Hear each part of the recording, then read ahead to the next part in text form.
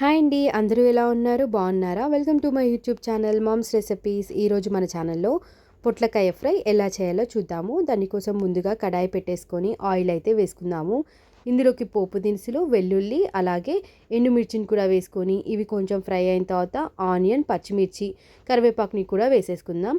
ఆ తర్వాత వీటిని ఒకసారి అయితే బాగా మిక్స్ చేసుకుందాము. ఆనియన్ కొంచెం ఫ్రై అయిన తర్వాత మనమైతే ఇందులోకి సన్నగా కట్ చేసుకున్న పొట్లకాయ ముక్కల్ని కూడా వేసేసుకుందాము. ఒకసారి వీటిని బాగా మిక్స్ చేసుకొని ఇందులోకైతే పసుపు అలాగే ఉప్పును వేసుకుందాం. ఉప్పు అనేది ఎవరి టేస్ట్ని బట్టి వారు వేసుకుందామండి.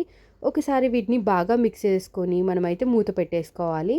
మనమైతే మీడియం ఫ్లేమ్లో అయితే 15 మినిట్స్ ఇవి బాగా మగ్గనిచ్చి మూత ఓపెన్ చేసుకొని ఒకసారి మిక్స్ చేసి ఇందులోకైతే కారం యాడ్ చేసుకుందాము. ఆ తర్వాత మళ్ళీ మూత పెట్టేసుకొని మనమైతే ఒక 10 మినిట్స్ ఇదైతే బాగా మగ్గనిస్తే అంతే, ఎంతో టేస్టీ అయిన పొట్లకాయ ఫ్రై అయితే రెడీ అయిపోయింది. Thank you. Please subscribe to my channel.